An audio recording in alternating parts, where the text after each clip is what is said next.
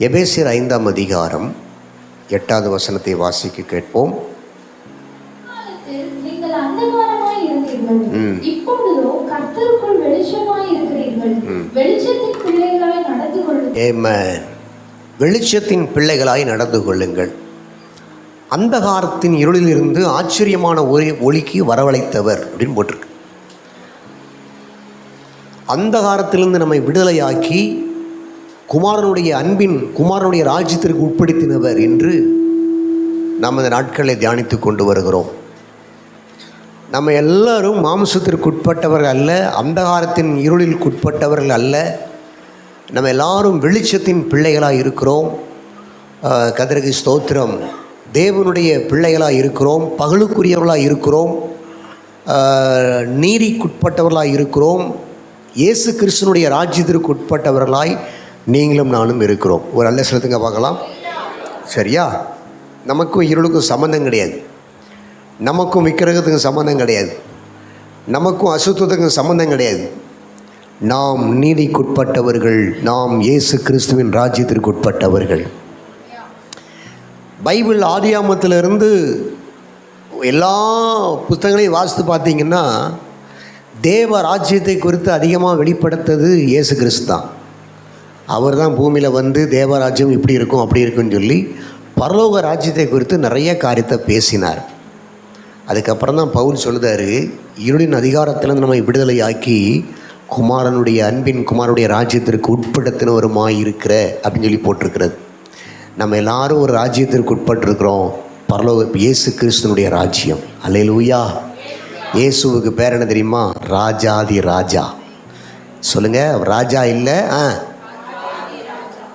சொல்லுங்க, அவர் ராஜா இல்லை, ராஜாதி ராஜா.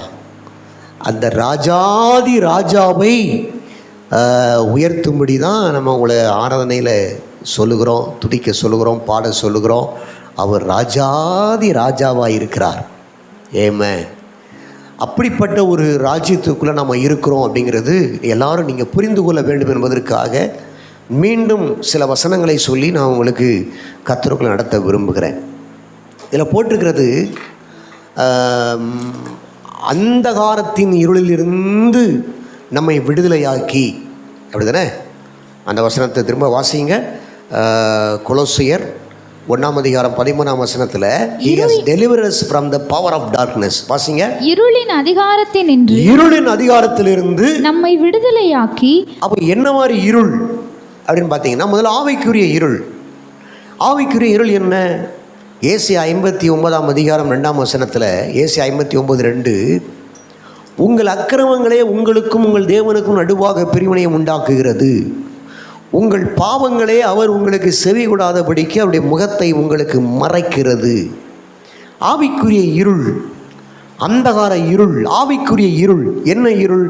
அக்கிரமங்கள், பாவங்கள் தேவனை விட்டு பிரிக்கிறது, தேவனை அறிய விடாதபடி, தேவனுடைய வரங்களை அறிய விடாதபடி, தேவனுடைய சித்தத்தை புரிந்து கொள்ளாதபடி, தேவனுக்காக செயல்படாதபடி, இந்த இருள், இந்த அக்கிரமங்கள், இந்த மீறுதல்கள், இந்த பாவங்கள் நம்மை சூழ்ந்து கொண்டிருக்கிறது. கர்த்தருக்கு ஸ்தோத்திரம் உண்டாவதாக.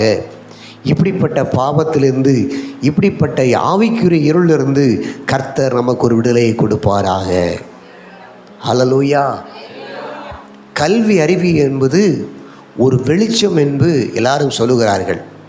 மூடத்தனமாக இருந்த ஜனங்களுக்கு கல்வி அறிவை புகுத்தின பின்பு அவங்களுக்கு ஒரு வெளிச்சம் கிடைச்சிருக்குது என்று சொல்லுகிறார்கள். அதே போல் வேத அறிவு என்பது அந்தகார இருளிலிருந்து ஒரு மனிதனை முற்றிலும் நீங்களாக்கி அவனை பகலுக்குரியவனாக வெளிச்சத்தின் பிள்ளைகளாக மாற்றுகிறது. ஹல்லேலூயா. வேற என்ன இருள் இருக்கிறது? Sinful nature ruling us. பாவத்தன்மை நம்மை ஆளுகை செய்கிறது, அது ஒரு இருள். வாசித்து பார்த்தீங்கன்னா ரோமர் 3:23, ரோமன்ஸ் 3:23, எல்லோரும் பாவம் செய்து தேவ மகிமையற்றவர்களாகி. உலகத்தில் பாவம் செய்யாத நீதிமான் ஒருவனும் இல்லை. எல்லோரும் பாவம் செய்து தேவ மகிமையற்றவர்களாகி அப்படின்னு போட்டுக்கிறது. இந்த ஆதாம் என்னைக்கு தேவ மகிமையில் நிறைந்திருந்த ஆதாம் என்னைக்கு தேவனுடைய வார்த்தையை மீறினாங்களோ ஆதாமும் ஏவாளும் தோத்திரம் தேவ மகிமையை இழந்து போனார்கள். இன்றைக்கி நீ கீழ்ப்படியாமல் இருக்கிறீங்கன்னா அதுக்கு காரணம் நீ அல்ல. இன்றைக்கி பாவம் செய்கிறீங்கன்னா அதுக்கு காரணம் நீங்கள் அல்ல. துடித்து ஆராதிக்க முடியாமல் இருக்கிறீங்கன்னா அதுக்கு காரணம் நீங்கள் அல்ல. அபிஷேகம் வராமல் இருக்கீங்கன்னா அதுக்கு காரணம் நீங்கள் அல்ல. தேவனுடைய மகிமையை அனுபவிக்க முடியாமல் இருக்கிறீங்கன்னா அதுக்கு காரணம் நீங்கள் அல்ல. தோத்திரம். நல்ல பாடி புகழ்ந்து ஆண்டவரை மகிமைப்படுத்தாமல் இருக்கிறீங்கன்னா அதுக்கு காரணம் நீங்கள் அல்ல. தோத்திரம். இது ஆதாம் ஏவாள் செய்த பாவம் தொன்று தொட்டு வந்து நம்மை ஒரு அந்தகாரத்தின் இருளுக்குள்ள அதிகாரத்துக்குள்ளே வைத்திருக்கிறது. ஹல்லேலூயா. அதிலிருந்து விடுதலையாக்கும்படி ஆண்டவராய் இயேசு கிறிஸ்து சிலுவையிலே மரித்தார். அந்த இரத்தத்தினால கழுவப்படும் பொழுது நம்ம விடுதலையாகிறோம். அடுத்த இருள் இன்டலெக்சுவல் டார்க்னஸ். சிந்தையில் இருள் அடைந்திருக்கிறது. சில பேர் தெளிவு இல்லாமல் புத்தியில் அந்தகாரப்பட்டு இருப்பாங்க. அதுக்கு வசனம் இருக்குது. அவங்களுடைய சிந்தனை எப்போ பார்த்தாலும் ஒரு சோர்வாகவே தேவனுடைய அறிவை குறித்து தேவனுடைய ராஜ்யத்தை குறித்து ஒரு தெளிவு இல்லாமல் இருக்கும். கர்த்தருக்கு ஸ்தோத்திரம் உண்டாவதாக. பேதுரு யாக்கோபு யோவானை கூட்டிக் கொண்டு கெத்செமனே தோட்டத்தில் ஜெபிக்கும்படி கூட்டிக் கொண்டு சென்றார். அந்த பேதுரு யோவான் யாக்கோபை பார்த்து நீங்கள் எங்கே இருந்து ஜெபம் பண்ணுங்கள் என்று சொல்லி ஒரு கல்லறை தூரத்தில் போய் உட்கார்ந்து அவர் ஜெபம் பண்ண போனார். அவர் வேர்வை சிந்தி வியாகுலப்பட்டு ஜெபிக்கிறார். அண்ணால் எப்படி இதயத்தை உடைத்து ஊற்றி ஜெபம் பண்ணாலோ இயேசு கிறிஸ்து வியாகுலத்தோடு ஜெபம் பண்ணார். அவர் ஜெபிக்கிற ஜெபத்தில் அந்த வியாகுலத்தில் அவர் வடிகிற வேர்வை வந்து ரத்தமாக வெளியே வருது. அந்த அளவு ஜெபிக்கிறார். இங்கே வந்து பார்த்தா 3 பேர் என்ன செஞ்சிட்டு இருக்கிறாங்க? தூங்கிக்கிட்டு இருக்கிறாங்க. அப்போ அவளை பார்த்து சொன்னார், 1 மணி நேரமாவது ஜெபத்தில் விழித்திருக்க கூடாதா அப்படின்னு சொன்னால், அவங்களுடைய சிந்தையிலே தேவ ராஜ்யத்தை குறித்த உணர்வுகளோ தேவனுடைய சித்தத்தை குறித்த ஒரு பயமோ ஒன்றுமே இல்லை.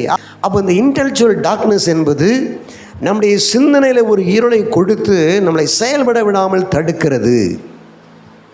எபேசியரில் 4ஆம் அதிகாரம் 17ஆம் வசனத்திலிருந்து வரிசையாக சொல்லப்பட்டிருக்கு. ஆதலால் கர்த்தருக்குள் நான் உங்களுக்கு சாட்சியாய் சொல்லி எச்சரிக்கிறது என்னவெனில், மற்ற புறஜாதிகள் தங்கள் வீணான சிந்தையில் நடக்கிறது போல இனி நீங்கள் நடவாதிருங்கள். அவங்க என்ன வீணான சிந்தனை செய்கிறாங்க? ஜாதகம் பார்க்குறாங்க, ஜோசியம் பார்க்குறாங்க, தோத்திரம் நேர்த்தி கடன் நிறைவேற்றுறாங்க. உன் குடும்பத்தில் என்னப்பா அப்படி இருக்குது? அப்படியா, இங்கே போய் இதை செஞ்சுட்டு வா, அதை செஞ்சுட்டு வா, உடனே போகிறாங்க, நேர்த்தி கடன் நிறைவேற்றுறாங்க. தோத்திரம். அதை செய்கிறாங்க, இதை செய்கிறாங்க, எல்லாமே பண்ணுறாங்க. கர்த்தருக்கு ஸ்தோத்திரம். ஆமென். இப்படி நிறைய மூட நம்பிக்கைகள், உபதேசங்கள் நிறைய செய்து கொண்டிருக்கிறார்கள். கர்த்தருக்கு ஸ்தோத்திரம். இது புறஜாதிகளுடைய வழிபாட்டு முறை. இதை தேவ பிள்ளைகளும் செய்து வந்தால் அது எப்படி நமக்கு பிரியமாக இருப்பார்? இந்த வசனத்தை வாசித்து பாருங்க. அடுத்த வசனம், அவர்கள் புத்திரை அந்தகாரப்பட்டு தங்கள் இதய கடினத்தினால் தங்களில் இருக்கும் அறியாமையினாலே தேவனுடைய ஜீவனுக்கு அந்நியராயிருந்து உணர்வில்லாதவர்களாய் சகலவித அசுத்தங்களையும் ஆவலோட நடப்பிக்கும்படி தங்களை காம விகாரத்திற்கு ஒப்பு கொடுத்திருக்கிறார்கள். சரீரமானது அது வேசித்தனத்திற்கு அல்ல, அது தேவனுக்குரியது. நம்முடைய சரீரத்தை நீதியின் ஆயுதங்களாக தேவனுக்கு ஒப்பு கொடுங்கள் என்று வேதம் கூறுகிறது. Dedicate your body, offer your body as a spiritual aroma. தேவனுக்கு உகந்த காணிக்கையாக ஒப்பு கொடுங்கள்னு போட்டிருக்குது. இந்த சரீரத்தில் பிசாசுக்கோ மாம்சத்திற்கோ உலகத்திற்கோ இடமே இல்லை என்று சொல்லி தேவனுக்கு என்று அர்ப்பணியுங்கள். கர்த்தர் உங்களை ஆசீர்வதிப்பார். அல்லேலூயா. தொடர்ந்து 1 பேதுரு 2:12 புறஜாதிகள் உங்களை அக்கிரமக்காரன் என்று விரோதமாய் பேசும் விஷயத்திலே அவர்களை உங்கள் நற்கிரையை கண்டு அவற்றின் நிமித்தம் சந்திப்பின் நாளிலே தேவனை மகிமைப்படுத்தும்படி நீங்கள் அவர்களுக்குள்ளே நடக்கை உள்ளவர்களாய் நடந்து கொள்ளுங்கள் என்று உங்களுக்கு புத்தி சொல்லுகிறேன். நல்ல சாட்சி வேணும். இயேசுவின் ராஜ்யத்திற்கு உட்பட்டவர்களுக்கு நல்ல சாட்சி இருக்கணும். இவங்க சண்டை போட மாட்டாங்க, இவங்க அன்பாக இருப்பாங்க, இவங்க பதில் செய்ய மாட்டாங்க, இவங்க நமக்கு உதவுகிறவர்கள், நம்மை நேசிக்கிறவர்கள் என்று புறஜாதிகள் சாட்சி சொல்லக்கூடிய அளவில் நடந்து கொள்ளணும்னு சொல்லி பைபிளில் போட்டுக்கிறது. 1 பேதுரு 4:3 சென்ற வாழ்நாள் காலத்திலே, சொல்லுங்க, சென்ற வாழ்நாள் காலம்னா இப்போது சபைக்கு வர்றதுக்கு முன்னால், ஞானஸ்நானம் எடுக்கிறதுக்கு முன்னால், அந்த காலத்தில் எப்படி இருந்தோம்? நாம் புறஜாதிகளுடைய இஷ்டத்தின்படி நடந்து கொண்டோம். வயலில் போட்டு சென்ற வாழ்நாள் காலத்தில் நாம் புறஜாதிகளுடைய இஷ்டத்தின்படி நடந்து கொண்டது போதும். ஃபுல் ஸ்டாப் வைக்கிறார். எல்லாரும் வாயத்திறன்னு சொல்லுங்கள். புறஜாதிகளுடைய இஷ்டத்தின்படி நடந்து கொண்டது ஃபுல் ஸ்டாப் வைங்க. சென்ற வாழ்நாள் காலத்திலே நாம் புறஜாதிகளுடைய இஷ்டத்தின்படி நடந்து கொண்டது போதும். நம்முடைய வாழ்க்கையில் இருக்கிற ரிச்சுவல், செரிமோனியல், சடங்காச்சாரங்கள்லாம் முற்றிலும் வித்தியாசமாக இருக்க வேண்டும். ஹல்லேலூயா. கடந்த நாட்களில் அமெரிக்காவில் ஒரு பெரிய நீதிபதி, அது பேர் நைஸ் ஜட்ஜின்னு பேர் வச்சுருக்கிறாங்க. அந்த நீதிபதியை அடக்க ஆராதனையை நான் நேரில் பார்த்தேன். நாட்களில் அவருடைய ஜட்ஜி குறித்து அவருடைய மகன் சாட்சி சொல்கிறான், பிள்ளைகள் சாட்சி சொல்கிறாங்க. அங்கே பிரசங்கம் பண்ணுவது வார்த்தைகள்லாம் சொல்கிறத பார்த்தாலாம் ரொம்ப ஆஸ்வாதமாக இருந்தது. அப்பா என்ன தேவ மகிமையாக இருக்குது. ஹல்லேலூயா சொல்லுங்க. புறஜாதிகளுடைய இஷ்டத்தின்படி நடந்து கொண்டது போதும். அப்பொழுது நாம் காம விகாரத்தையும் துரிச்சைகளை நடப்பித்து மதுமானம் பண்ணி களியாட்டு செய்து வெறி கொண்டு அருவருப்பானதை செய்து வந்தோம். அருவருப்பு அதான் இருளின் அதிகாரம். ஹல்லேலூயா. சந்தோஷமா இல்லை சொல்லுங்க. அதான் இருளின் அதிகாரம். நாம் வெளிச்சத்தின் பிள்ளைகள், நாம் இயேசுவின் ராஜ்யத்திற்கு உட்பட்டவர்கள். ஹல்லேலூயா. தேவ மகிமை கூடியவர்கள். நாம் அந்த இருளில் மாட்டிடக்கூடாது. புறஜாதிகளுடைய அவங்க பிரகாரம் செய்தது வந்த நாட்கள் போதும். ஃபுல் ஸ்டாப் வைங்க. கர்த்தர் உங்களை ஆஸ்வதிப்பார். இந்த அந்தகாரத்தின் இருளிலிருந்து ஆச்சரியமான ஒளிக்கு வரணும்.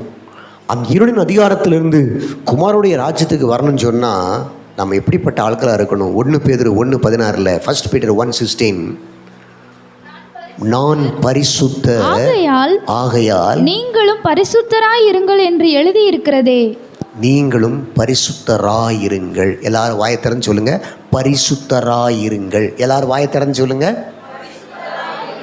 எல்லாரும் வாயத்திறந்து சொல்லுங்க. இந்த வார்த்தையை நல்லா கவனிக்கணும். பரிசுத்தமாகுங்கள் பைபிளில் போடலை, சரியா? பரிசுத்தமாகுங்கள் பைபிளில் போடலை. பரிசுத்தராயிருங்கள். பி ஹோலி ஆஸ் ஐ ஆம் ஹோலி. இந்த உலகத்தில் பரிசுத்தருங்கிற ஒரே ஒரு வார்த்தைக்கு தகுதியானவர் ஆண்டவராக இயேசு கிறிஸ்து. என்னில் பாவம் என்று உங்களிடத்தில் யாராவது சொல்ல முடியுமா அப்படின்னு சொல்லி ஆண்டவர் கேட்குறார். தோத்திரம். அல்லேலூயா. அவருக்கு பேர் என்னது? பரிசுத்த. என்னது? பரிசுத்த. இந்த உலகத்தில் வேறு யாருமே அந்த லிஸ்ட்டில் கொண்டு வரவே முடியாது. எவ்வளோ பெரிய எதாக இருந்தாலும் கொண்டு வரவே முடியாது. கர்த்தருக்கு ஸ்தோத்திரம். அவருக்கு நிகரானவர் உலகத்தில் ஒருவரும் கிடையாது. இயேசுன்னா அவர் தான் பரிசுத்தர். அப்போ அவரை எப்படி நம்ம பரிசுத்தர்ன்னு சொல்கிறோமோ அதே மாதிரி இயேசு சொல்கிறாரு, நீங்களும் பரிசுத்தராயிருங்கள். சும்மா உட்காந்துக்கிட்டு எங்கேயாவது பாவத்தை செஞ்சுட்டு இங்கே வந்துட்டு ஆண்டவரே எங்களை மன்னியும் திருவிருந்து எடுக்க எங்களை தகுதிப்படுத்துங்கப்பா, நான் தகுதியில்லை ஆண்டவரே, என்னை தகுதிப்படுத்தும் ஆண்டவரே அப்படின்னு நீங்கள் மாயமாக ஜெபம் பண்ணிட்டு இருக்கக்கூடாது. ஆண்டவர் சொல்லுதாரு, நீங்களும் பரிசுத்தராயிருங்கள். அதுதான் தேவனுடைய ராஜ்யம். குமாரனுடைய அன்பின் ராஜ்யத்தின் புத்திரராக இருப்பதற்கான அடையாளம். இந்த உலகத்தில் பரிசுத்தராக இருக்க வேண்டும். அல்லேலூயா. பள்ளிக்கூட வாழ்க்கையில் சேட்டையே இருக்கக்கூடாது. அநேகருக்கு சாட்சியாக இருக்கணும். நம்மளை கண்டவன்னு அந்த வெளிச்சம் சக மாணவர்களுக்கு உதிக்கணும். அல்லேலூயா. வம்புழுத்துக்கிட்டே வரக்கூடாது. அநேகருக்கு சாட்சியாக இருக்கணும். மெடலாக வாங்கி குமிக்கணும். அநேகருக்கு ஆசீர்வாதமாக இருக்கணும். Price the Lord. ஆமென் சொல்லுங்கள். நீங்களும் பரிசுத்தராயிருங்கள். பரிசுத்தமாகுங்கள் கிடையாது. நான் உபவாசம் போடுவேன், நான் வசனம் வாசிப்பேன், நான் ஓன்னு ஜெபிப்பேன். நான் ஒரு புதிய கருவி, புதிய சிருஷ்டி. நான் முற்றிலும் வேறு பிரிக்கப்பட்டவன். நான் பரிசுத்தன். ஹல்லேலூயா. உங்களுக்கு விளங்கிட்டாமா? சொல்லுங்க, கை கொடுத்து சொல்லுங்க, நீயும் பரிசுத்தராயிரு.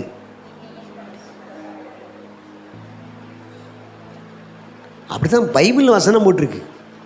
நீங்களும் பரிசுத்தராயிருங்கள். இல்லை, நம்ம பிள்ளைகள்லாம் பரிசுத்தராக இருக்கணும்.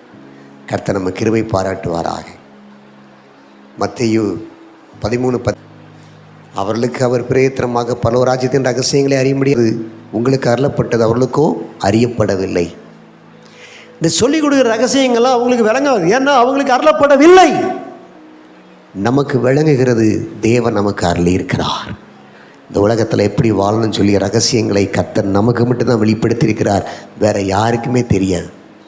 அதுக்கெல்லாம் எல்லாரும் ஓங்கி ஒரு அல்லே சொல்ல வேண்டாமா, கர்த்தரை துதிக்க வேண்டாமா? அல்லேலூயா, ஏமே. எல்லாரும் சொல்லுதாங்க, நம்ம கோயில் போனோம்னா ஜாமியை கும்பிட மட்டும் தான் வர வேண்டியதானே, 3 மணி நேரம் என்ன செய்கிறீங்க, 2 மணி நேரம் என்ன செய்கிறீங்க? அல்லேலூயா சொல்லுங்கள். பரலோகராஜ்யத்தின் ரகசியம், அன்பின் குமாரனுடைய ரகசியம் அறியும்படிக்கு உங்களுக்கு அருளப்படவில்லை, எங்களுக்கு அருளப்பட்டிருக்கிறது. புரியாது. பிரைஸ் எல்லாம். சரி, கடைசியா அன்பின் ராஜ்யத்திற்கு உட்படுத்தின அந்த ராஜ்யத்தில் உள்ளவர்கள் எப்படி நடந்து கொள்ள வேண்டும்? நம்முடைய நடைமுறைகள், நம்முடைய கலாச்சாரங்கள், நம்முடைய எல்லாமே வேறுபடுறோம். சபைக்கு வர்றவர்கள் அவன் பேசுகிற விதங்கள், பாடுகிற விதங்கள், பார்க்கிற விதங்கள், தியானிக்கிற விதங்கள் எல்லாமே வேறுபட்டே ஆகணும். கர்த்தருக்கு ஸ்தோத்திரம் உண்டாவதாக. நம்ம சபையில் ஒருத்தருக்கும் பாவத்திற்கு அனுமதிக்க இடமே கொடுக்கக்கூடாது. அல்லேலூயா, பரிசுத்தமாக மாறணும். கர்த்தருக்கு ஸ்தோத்திரம் உண்டாவதாக. சரி, 1 தெசலோனிக்கேயர் 2:11 1 தெசலோனிக்கேயர் 2:11-12 வாசித்து பார்ப்பீர்களானால், மேலும் மகிமைக்கும் உங்களை அழைத்த தேவனுக்கு நீங்கள் பாத்திரராய் நடக்க அந்த ராஜ்யத்திற்கு, குமாரனுடைய ராஜ்யத்திற்கு அழைத்த தேவனுக்கு நீங்கள் பாத்திரமாய் நடந்து கொள்ள வேண்டும். இதற்கு என்ன செய்ய வேண்டும்? அடுத்த வசனம், தகப்பன் தன் பிள்ளைகளுக்கு சொல்லுகிறது போல நாங்கள் உங்களில் ஒவ்வொருவனுக்கும் புத்தியும் தேறுதலும் எச்சரிப்பும் சொன்னதை அறிந்திருக்கிறீர்கள். 3 காரியத்தை பவுல் விளக்குகிறார். புத்தி, தேறுதல், எச்சரிப்பு. சொல்லுங்க. இந்த புத்தி கொஞ்சம் கசக்கும், தேர்தல் கொஞ்சம் நல்லா இருக்கும். என்ன, நல்லா இருக்கும். எச்சரிப்பு அது இஞ்சி மாதிரி கொஞ்சம் கூட பிடிக்காது. தேர்தல் சரி அப்பா நல்ல பாசரம்பாங்க, இந்த பாசரம் மாதிரி ஒரு ஆள் கிடைக்குமா அப்படிம்பாங்க. எச்சரிப்பு, ஐயோ அது இஞ்சி குடிச்ச மாதிரி இருக்கும். வா, இந்த பாசம் ரொம்ப காட்டமாக இருக்கார். அல்லேலூயா. ஆமாம், இது எச்சரிப்பு கொஞ்சம் நிறைய பேருக்கு பிடிக்கவே பிடிக்காது. அது இளைஞர்களுக்கு சுத்தமாக பிடிக்காது. அல்லேலூயா, பிரைஸ் அல்லாஹ். புத்தி, தேர்தல், எச்சரிப்பு. ஒரு தகப்பன் தன் பிள்ளைகளுக்கு சொல்லுகிறது போல நாங்கள் உங்களில் ஒவ்வொருவனுக்கும் புத்தியும் தேர்தலும் எச்சரிப்பும் சொல்லுகிறோமே, சொன்னதை அறிந்திருக்கிறீர்களே. இதுதான் தேவ ராஜ்யத்திற்கு, மகிமைக்கு உங்களை அழைத்த தேவனுக்கு நீங்கள் பாத்திரராய் நடந்து கொள்வதற்கு ஆலோசனைகள். அல்லேலூயா சொல்கிறோம். நிறைய ஆலோசனைகள், புத்தி, தேர்தல், எச்சரிப்பெல்லாம் சொல்கிறோம். இதெல்லாம் எதற்காக? நம்ம எல்லாரும் கிறிஸ்துவுக்குள் தேவ ராஜ்யத்திற்குள்ள பாத்திரராய் நடந்து கொள்வதற்காக. ஹல்லேலூயா, ஹல்லேலூயா, ஆமென். ஆகையினால இன்றைக்கி பாஸ்டர் நம்ம சுற்றிலும் இதான நடந்துகிட்டு இருக்குது. அந்தகார வல்லமை புத்தியிலே அந்தகாரப்பட்டு காரிருள், இந்த ஜனங்கள் காம விகாரத்துக்கு ஒப்பு கொடுத்து, அசுத்தத்திற்கு ஒப்பு கொடுத்து எவ்வளவு நாசமாசங்கள் நடந்துகிட்டு இருக்கு பாஸ்டர். இருக்கட்டும், ஆனால் நம்முடைய வாழ்க்கை, நாம் குமாரனுடைய ராஜ்யத்திற்கு உட்பட்டவர்கள். நாம் அதிலிருந்து விடுதலையாகி குமாரனுடைய ராஜ்யத்திற்குள்ளே உள்ள பிள்ளைகளாக பாத்திரராக நடந்து கொள்ள வேண்டும். அழைக்கப்பட்ட அழைப்புக்கு பாத்திரராக நடந்து கொள்ள வேண்டும். கேட்ட சுவிசேஷத்தை விட்டு மறலாதபடி பாத்திரராக நடந்து கொள்ள வேண்டும். மகிமைக்கு அழைத்த அதற்கு பாத்திரமாய் நடந்து கொள்ள வேண்டும் என்று ஆண்டவர் விரும்புகிறார். ஆகையினால குமாரனுடைய ராஜ்யத்திற்குட்பட்டவர்களாய் வாழ தேவன் நமக்கு கிருபை பாராட்டுவாராக. இப்போ பரிசுத்த ஆவியின் வல்லமையில் நிரம்பி அவருடைய ஆளுகளை இருந்தால் நம்ம யாரையும் ஆலோசனை கொடுக்க வேண்டிய அவசியமே இல்லை. இதை செய்யாத, இங்கே போவாத, அதை பேசாத, அதை செய்யாத, இதை செய்யாத, நம்ம ஒன்றுமே சொல்ல வேண்டிய அவசியமே இல்லை. ஏன்னா அவன் ஆவியின்படி நடந்தான்னா, அன்பின் குமாரனுடைய ராஜ்யத்தில் உண்மையாக இருப்பான், அவன் சரியாக நடப்பான். பிரைஸ் அல்லாஹ். கர்த்தர் நமக்கு இன்றைக்கி ரொம்ப தேவையான ஒன்று அவருடைய அபிஷேகம்தான். இந்த ஆகஸ்ட் மாதத்தின் இறுதி நாளில் வந்திருக்கிற நீங்கள் பரிசுத்த ஆவியில் நிறைந்து செல்லுங்கள். செப்டம்பர் மாதம் 1ஆம் தேதியிலிருந்து உங்களுக்கு ஒரு ஆசீர்வாதமான ஒரு காலங்களை ஆண்டவர் வைத்திருக்கிறார். செப்டம்பர் 1லிருந்து நமக்கு இன்னும் ஒரு 4 மாதம் தான் இருக்கிறது. அக்டோபர், நவம்பர், டிசம்பர் 2026 பிறக்க போகிறது. காலங்கள் வேகமாக ஓடிக்கொண்டே இருக்கிறது. பரிசுத்த ஆவியை பெறாமல் நம்ம காலத்தை ஓட்டிக்கிட்டே இருக்கக்கூடாது. அவருடைய ஆவி இல்லாதவன் அவருடையவன் அல்ல. ஆகையினால இன்றைக்கி இந்த பரிசுத்த அபிஷேகத்தை பெற்றுக்கொண்டு தூங்குகிற நீ மரித்தோரை விட்டு எழுந்து வாங்குறாரு. தோத்திரம். எழுந்து வந்து ஆண்டவருக்கு இன்று ஊழியம் செய்கிறவர்களாய் நீங்கள் மாற வேண்டும். தேவனுடைய அன்பின் குமாரனுடைய ராஜ்யத்திற்கு உட்பட்டவர்கள் போன வாரம் தியானித்த மாதிரி 9 வரங்கள் 9 கனிகள் அதிகாரம் பெற்று வல்லமையான சாட்சியாக இருக்க வேண்டும். இந்த தேவனுடைய அன்பின் குமாரனுடைய ராஜ்யத்திற்கு உட்பட்டவர்கள் தோத்திரம் ஏதாவது ஒரு ஊழியத்தில் உங்களை ஈடுபடுத்தி கொள்ள வேண்டும். உங்களை பார்த்து கேட்டால் சபைக்கு போகிறீங்களே, என்ன ஊழியம் செய்கிறீங்கன்னு கேட்டால் ஏதாவது ஒரு ஊழியமாக சொல்லணும். சில பேர் சபையின் 5 ஊழியங்களில் பங்கெடுத்துக்கிட்டு இருப்பாங்க. நீங்கள் ஒரு ஊழியமாக சொல்லலாம். சண்டே ஸ்கூல் டீச்சராக இருக்கிறேன் ஐயா, நான் ஒரு கேர்சல் லீடராக இருக்கிறேன், நான் ஒரு கிராம ஊழியத்தில் நான் கூட போகிறேன், நான் மருத்துவமனை ஊழியத்தில் நான் கூட போய்கிட்டு இருக்கிறேன், நான் வேன் ஊழியத்தில் நான் ஒரு ஆளாக சென்று கொண்டு இருக்கிறேன். ஏதாவது ஒன்றில் உங்களை ஈடுபடுத்தி கொள்ள வேண்டும். சில பேர் 5 அல்லது 6 ஊழியத்தில் ஈடுபட்டிருக்கிறாங்க. நீங்கள் எப்படி இருக்கிறீர்கள்? ஹல்லேலூயா. தேவனுடைய ராஜ்யத்தின் அன்பின் குமாரனுடைய ராஜ்யத்திற்கு உட்பட்டவர்கள் நீங்கள் எப்படி இருக்கிறீங்க? ஹல்லேலூயா. நாம் இயேசு கிறிஸ்துனுடைய ராஜ்யத்திற்கு உட்பட்டவர்கள். நம்ம மேலே பாவத்திற்கு இடமில்லை. நாம் கிரயத்திற்கு வாங்கப்பட்டிருக்கிறோம். நாம் இனி அடிமைகள் ஆக மாட்டோம். ஹல்லேலூயா. நாம் இனி அடிமைகள் அல்ல. பாவத்திற்கு அடிமை அல்ல, சாபத்திற்கு அடிமை அல்ல, வியாதிக்கு அடிமை அல்ல, பிசாசுக்கு அடிமை அல்ல. சகலவற்றின் மீதும் அதிகாரம் உடையவர்கள், அதை மேற்கொள்ள அதிகாரம் பெற்றவர்கள். இனி நாம் புத்திக்கு அந்தகாரப்படக்கூடாது, விழித்தல வேண்டும். இனி நம்ம தூக்கத்திற்கு இடம் கொடுக்கக்கூடாது, எழும்பி பிரகாசிக்க வேண்டும். இனி இருளிலே வாசம் பண்ணக்கூடாது, பரிசுத்தவான்களுடைய ஒளியிலே பங்கடையும்படி நாம் அழைக்கப்பட்டிருக்கிறோம். இன்னைக்கு தேவன் நமக்கு அப்படிப்பட்ட ஒரு கிருபை கொடுப்பாராக. ஹல்லேலூயா. நமக்கு ராஜா யாரு? கொஞ்சம் கஷ்டமாக தான் இருக்குது சொல்ல. நமக்கு ராஜா யாரு? உங்கள் ராஜா யாரு? உங்கள் கொடி என்ன கொடி? ஜெயக்கொடி. Hallelujah. Amen. Praise the Lord. கர்த்தர் நல்லவர். இந்த குமாரனுடைய அன்பின் ராஜ்யத்திற்கு உட்பட்டவர்கள் ஒரு போர் சேவகனை போல இருக்க வேண்டும். Price the Lord. நல்ல போர் சேவகனாய் தீங்கு அனுபவின் பவுல் தீமோத்தேயை பார்த்து சொல்றார், போர் சேவகனாய் இருக்க வேண்டும். அவன் தேவனுடைய ராஜ்யத்திற்கு உட்பட்டவர்கள், அவர்கள் ஒரு ராணுவ வீரராய் இருக்க வேண்டும். இந்த தேவனுடைய சர்வாத வர்க்கங்களை தரித்து கொண்டு விசுவாச வீரனாய், ஆராதனை வீரனாய், ஜெப வீரனாய், பாடும் வீரனாய், ஹல்லேலூயா, ஒரு யுத்த காலத்தில் இருக்கிறோம் என்பதை போல ஒரு வீரனாய் இருக்க வேண்டும். அதற்காக தான் கர்த்தர் உங்களை அன்பின் குமாரனுடைய ராஜ்யத்திற்கு கொண்டு வந்திருக்கிறார். கிறிஸ்து இயேசுவுக்கு நல்ல போர் சேவகனாயிரு, ஆராதனை வீரனாயிரு, ஜெப வீரனாயிரு. ஹல்லேலூயா. நமக்கு ஆண்டவர் எவ்வளவு பவர் கொடுத்திருக்கார். கைகளை உயர்த்தி ஆராதித்தார் பெரும் வெற்றியை தந்திடுவார். புத்தியில் அந்தகாரப்பட்டிருக்கிற உங்களுக்கு கர்த்தர் ஒரு விடுதலையை கொடுத்து அன்பின் குமாரனுடைய ராஜ்யத்திற்கு உட்படுத்துகிறவர். இன்று முதல் உங்களை ராஜ்யத்தின் புத்திரராய் நாட்டியிருக்கிறார் என்பதை புரிந்து கொண்டு நல்ல போர் சேவகனாய் இயேசு கிறிஸ்துனுடைய அந்த படை தளபதிகளாய் நாம் முன் செல்வோம். கர்த்தர் நம்மை ஆசீர்வதிப்பார். ஒருவனாயிரம் வேசிக்கல்லனாய் இருக்கக்கூடாது. ஹல்லேலூயா. ஒருவரும் வேசிக்கல்லனாய் இருக்கக்கூடாது. பரிசுத்தவான்களுக்கு ஏற்றார் போன்று வேசித்தனம் முதற்கொன்று பேர் முதலாய் உங்களுக்குள்ள சொல்லப்படவும் கூடாது. ஒரு அல்ல சொல்லுங்க. ஆகையினால இன்னைக்கு தேவன் நம்மை நம்முடைய ராஜ்யத்திற்கு உட்பட்ட பிள்ளைகளாய் நம்மை மாற்றுவாராக. அப்படி எல்லாரும் மனதால் படிட்டு, ஆண்டவரே என்னை உடைய ராஜ்யத்திற்குரிய பிள்ளைகளாக எங்களை மாற்றுங்க ஆண்டவரே. நல்ல போர் சேவகனாக இருக்கணும்ப்பா. ஒரு ஆராதனை வீரனாக, ஒரு ஜெப வீரனாக, தேவனுடைய சர்வாயுத வர்க்கங்களை தரித்து கொண்டு ஏமன் தீங்கு நாளுக்கென்று பிசாசு ஏகிற எந்த அம்புகளையும் முறித்து விடுகிறவனாக, உடைத்து எரிகிறவனாக தோத்திரம் என்னை ஒரு புதிய கருவியாய் மாற்றுங்க ஆண்டவரே. ஹல்லேலூயா. ஹல்லேலூயா. ஒப்பு கொடுக்குற அதே நேரத்தில் பரிசுத்தாயின் வல்லமை உங்கள் மேலே இறங்கி வந்துடும். ஷக்காதாரா டிமாலா ரக்காலா தூராபாலாபா. வருகிற வெள்ளிக்கிழமை காலை 9 மணி முதல் 1 மணி வரைக்கும் 4 மணி நேரம் ஜெபிக்க உங்களை ஒப்பு கொடுங்க. உங்கள் வாழ்க்கையில் நீங்கள் பரிசுத்தராய் மாறிவிடுவீங்க. பரிசுத்தமாக மாட்டீங்க, பரிசுத்தராயிருவீங்க. பரிசுத்தமாக மாட்டீங்க, பரிசுத்தராயிருவீங்க. நான் பரிசுத்தராயிருக்கிறது போல நீங்களும் பரிசுத்தராயிருங்கள். ஓ ஹல்லேலூயா, ஹல்லேலூயா.